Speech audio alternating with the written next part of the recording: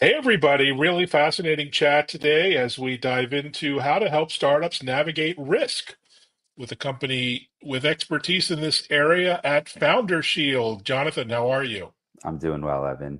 Thanks for having me. Well, thanks for joining. Really interesting topic. Maybe give us a quick overview of Foundershield, the mission, and yourself and your journey at the moment. Happy to. And I've been with Foundershield almost a decade, so I'll try to keep it relatively brief. We're a tech-enabled insurance brokerage. That means we're the middleman between business owners and insurance companies. We help facilitate the strategy and placement of the insurance programs for startup businesses. Uh, I joined the team, it was March 1st, 2016. So I'm just coming up on about 9 years. I was employee three, I believe, depending on whether or not you want to count the two co-founders.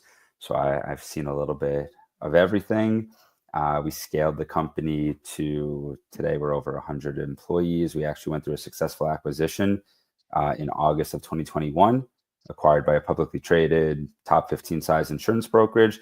But we, Foundershield, we still have kind of our own internal team operating as that specialty placement arm within the greater organization. My focus has always been on the client facing side of the house.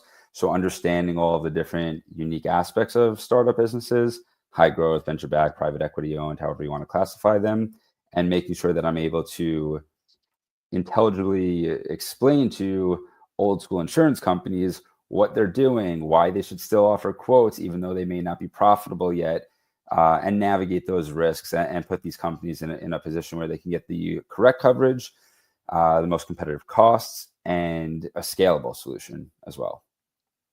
And I'll pause so you Brilliant. can keep asking more exciting stuff. Yeah, no, it's interesting. I mean, I am a small company founder and I have a unique insurance coverage around liability and being sued for what I say and do online. So that's Sure. kind of interesting. But, when you think about founders and startups and insurance, there are a lot of misconceptions. There's not much education around this topic.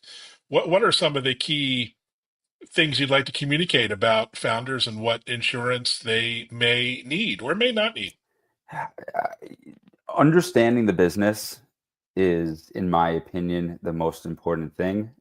Everybody, when you talk to an entrepreneur, right? The entrepreneurial brain is such that they started a company because they feel that there is either a gap in the industry, there's a problem they can solve, and they have a unique way of doing it. If you're able to understand what that unique solution is, well, that's usually what's going to cause the quote unquote risk of the company.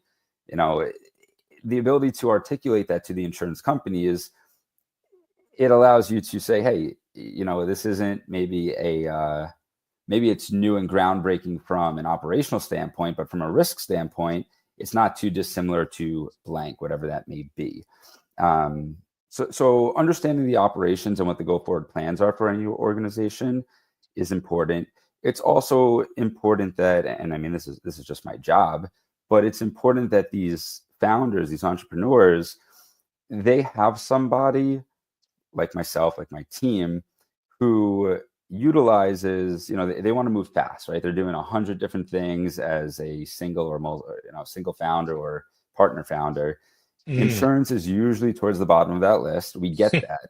But if you go to this kind of just like robo broking model, automation without an actual insurance professional to supplement it, that's where I've seen the most problems. So, like I said, having that ability to understand the business, having that ability to explain to these founders the different types of risks, whether it be operational, personnel, managerial. One of the first insurance products that are required of a lot of these startups, especially the venture-backed ones, is something called directors and officers insurance. That's insuring the individuals personally, should they be personally named in the suit. So there's a lot that goes into it. Having that relationship and understanding the actual business allows me to explain what the risks are and allows me to paint the picture of here's where I would prioritize your insurance portfolio. Here are the potential costs you're looking at. Here's how much you should buy based on what your peers are buying, so on and so forth.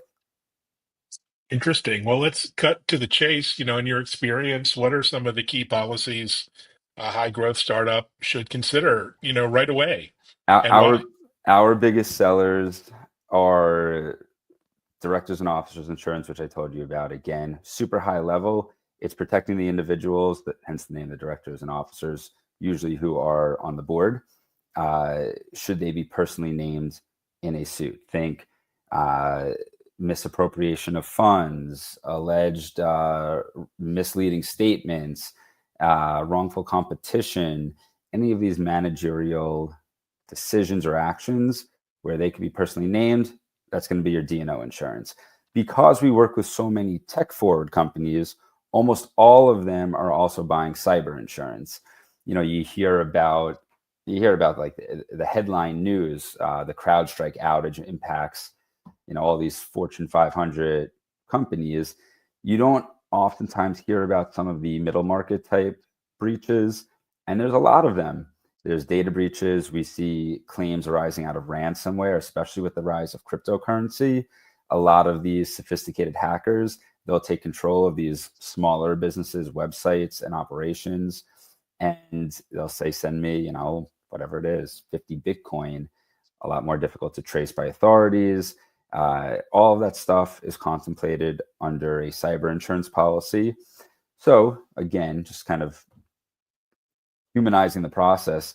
If you're starting a SaaS company, if you're starting a fintech company, anything in that tech ecosystem, you're almost always looking at D&O and cyber first and foremost. Interesting. And do industries matter? You mentioned fintech, crypto, Yeah, healthcare. Is this pretty generic, or are there unique no, challenges in different industries? it's a great question. And like I said, it's probably why the first thing I ask about is, tell me about your operations. What are you actually Mm, doing? Right? If you're running a podcast, you are actively talking and making representations that somebody could say, hey, that you stole my idea, right? It's more of like a media liability risk. But to give a more tangible example, we, by some stretch of luck, by some stretch of being in the right place at the right time, we actually started working with a lot of the early stage micromobility companies. Think those like mm, e-scooters you see out there on the streets. The risk for somebody offering shared e-scooter or e-bicycle rides is a lot different than that of an early client of ours in the fintech space like Robinhood. So because there's different risks, there's different policies, right? Somebody getting physically injured and pointing their finger at mm. Robinhood, just to give a name, or anyone, Coinbase, unlikely. Somebody pointing their finger at them for an allegation of financial loss, a little bit more of a realistic risk. On the flip side, you look at a Bird or a Lime, these e-scooter companies, the chance of somebody getting physically injured and saying, hey, it's because your brakes malfunction, your handlebars wouldn't turn. Yeah, that's a lot more of a realistic risk for a company like that, as opposed to, hey, listen, my bank account, was compromised. So because of the different risks, there's different types of insurance policies that are relevant. Just to drop the names, bodily injury type claims, you're looking at general liability insurance or product liability insurance. Financial loss risk, you're looking at cyber, you're looking at E&O, errors and omissions, sometimes D&O, depending on who's named in the suits. But different operations, different risks, different need for insurance policies for sure. Yeah. Well said. Interesting challenge. And how comprehensive, should coverage be? And I guess cost is a big issue for founders. I mean, we've obviously got our home insurance, life insurance, health insurance, car insurance, and now we've got to layer on some other coverage. I mean, do you work with micro enterprises or solo practitioners? Like I have a, liability coverage is pretty Sure. affordable, but how small and how big can you go with early Uh, stage teams? we've stayed a few questions in there. I'll try to address all of them. We started the company over 10 years ago with the notion of early stage startups, early stage venture backed companies needed a more streamlined, seamless, and intuitive route to Mm, procure business insurance.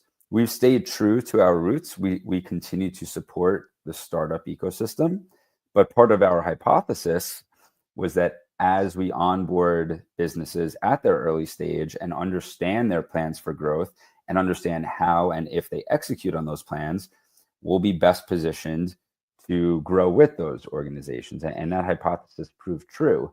We work with over, 5,000 Wow. venture-backed startup type organizations, all 50 states, Canada, the UK, Israel, a bunch of other tech hubs overseas. Um, so it's proven true. So that answers your question about, at what stage. And we've made strategic decisions to help support that growth, from hiring, from M&A activity, from tech stack build out, so on and so forth. But yes, we still believe if we can build trust and a relationship at the early stages of an organization, we'll be best positioned to grow with them. Maybe not every single one turns into, a Fortune Mm. 500 company, but some fade off, some grow and stabilize, some are the next unicorn or IPO out there. So uh, that addresses the how early do you work with, how late do you work with. Yeah, what else? How comprehensive is the coverage? Was the other part of that. Sure. Anyone who tells you like, well, price it doesn't matter, it's just lying. Price always matters. It is part of every single conversation I have. It's just a matter of how much the actual coverage is discussed as well. A lot of times for very early stage companies, you're looking at more off the shelf policies, and it's truly just a cost play. As the business grows, the intricacies of the risk oftentimes develop and grow as well. That's where you can start getting a little bit more granular into what we're actually offering from a protection standpoint. And I'm not even just talking about buying more policies, more types of insurance. I'm talking about how kind of changes to business as a whole are impacting their day to day. So you think about stuff like the growth of AI. Some of the cyber insurance carriers right now, they're offering, AI enhancement endorsements. You look at the ease by which, and you probably get this also on your cell phone, but the ease by which companies can blast out like text messages. Uh, a lot of cyber insurance companies were getting slapped with all of these TCPA claims. Mm. They said, "Oh, let me dial that back. Instead of offering $1 million, I'm going to say, yeah, I recognize this. I'm only going to offer, $10,000 in coverage." Kind of dark, but kind of like leaving somebody $1 in your will to say, "Hey, we know this is happening. We don't want any part of it." So as that happens, there becomes a need in the market, in the insurance market. Hey, this TCPA risk is a real thing. Now you can buy, your own TCPA insurance policy because you know that it may not be covered on your cyber policy. So the coverage is super important, but it really it becomes more part of the conversation, at least in my experience, as companies mature a bit and are starting to take their risk a little bit more seriously and look beyond just the bottom line price tag. Hopefully Yeah, those are good really, examples. really We've got a interesting. bunch Yeah, of no, those. fascinating. And, I looked up a fact as you were talking. Insurance, the industry is a $1.7 trillion industry in the US, which is a mind-boggling number, but it's undergoing a lot of change, regulatory changes. Obviously, we're Yeah. seeing the fires and the floods and hurricanes, sadly, Yeah. happening. How do you stay on top of all that regulatory change, and Yeah. what are some of the trends that you're looking at or worried about in I this year? I read a lot of news articles about. No, I mean, listen, the insurance market is no different than any other market in the fact that it's cyclical, and there's different subsets of the market that go through different cycles. Right now, and I send my love to everybody out in LA, but right now, property insurance in high risk areas, whether that be forest fire hazard areas, coastal Florida. If you have any friends down in Florida, it is borderline impossible to Mm, get property coverage, at least affordable property coverage. We're in a very hard market for high risk property right now. So much so that people are talking about, well, the government has to step in and provide a kind of stopgap solution here, because private insurers just aren't going to want to take on that risk for any cost based on their losses. On the flip side, we were in a very hard market for what I call kind of non-tangible risks. I go back to cyber in that sense. We were in a very hard market in cyber insurance world about a year and a half, 2 years ago. I had clients I had to explain that their price was going up 3x despite their business Wow. remaining relatively stable. But as the insurance companies insulate themselves with these higher premiums, their loss ratio, just real quickly, a loss ratio is the amount of money collected compared to the amount of claims paid out. Their loss ratio becomes more favorable. They have reinsurers that will give them more capacity. Say, hey, you wrote some good business, you're profitable, go write some more. Next thing you know, everyone's trying to write it, brings prices down because you can get a little bit more competitive. You get into a softer market, which right now we're in for a cyber on the cyber side of the house. But it's all cyclical. Something will happen, i.e., a CrowdStrike outage that I think they're putting estimated potential losses at 5.4 billion. Wow. That's not getting paid out overnight, but when it does, that might impact the cyber market. So each different subset, each different type of insurance kind of has a cyclical market into itself. As the market hardens, you get new entrants coming in to try and capture some market share. That's another thing that helps soften it a little bit as well. I think that will happen on the coastal Florida side of the house for property.